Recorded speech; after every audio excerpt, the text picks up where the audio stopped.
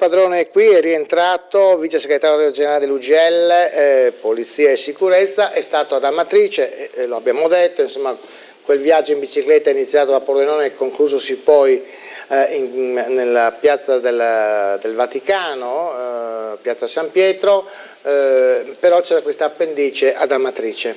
Come possiamo inquadrare quella visita?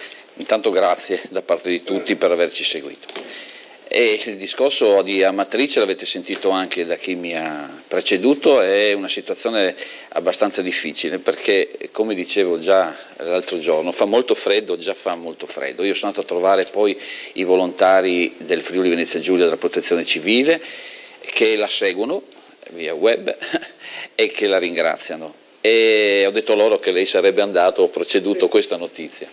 La situazione è abbastanza grave perché come dicevo, si notano proprio le costruzioni di queste case cadute, gravitate dal tetto, quindi le troverà il tetto intatto, segna anche le tegole rotte, cioè che ha schiacciato letteralmente l'abitazione, che chiaramente sono abitazioni vecchie, direttore, non è cascato tutto a Amatrice, no? Nella fortuna, ma le abitazioni vecchie, anche perché le strade per giungere lì, e bravi quelli della nostra protezione civile che hanno costruito il ponte in pochi giorni, cioè è come dire andare per la vecchia strada di Barcis, c'è non chiamo mulattiere, ma sono strade, cioè il paese è molto in là, c'è molto in su, c'è quasi abbandonato lassù, quindi la difficoltà c'è. Noi abbiamo oltre 2000 uomini che sono stati assegnati e aggregati in questo periodo in tutta Italia, soprattutto la polizia stradale che deve coordinare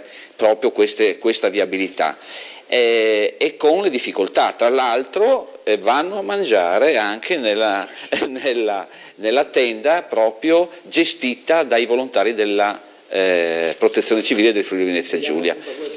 Sì, quella era proprio l'inaugurazione in quel momento quella piccola ludoteca dei bambini, tra l'altro anche orfani, perché dobbiamo considerare che ci sono anche bambini che hanno perso i genitori lassù, quindi è proprio grave. Questi sono gli amici che la salutano degli alpini. Ma facciamo bene insomma a raccogliere denaro. Sì, facciamo bene.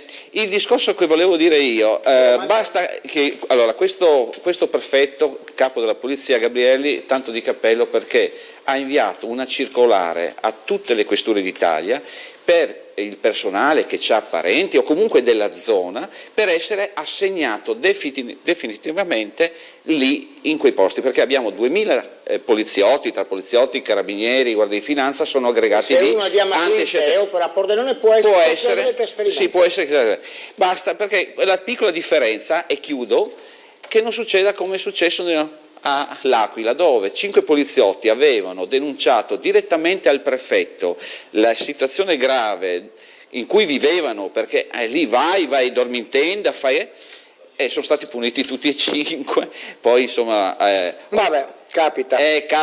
Ma capita solo in Italia.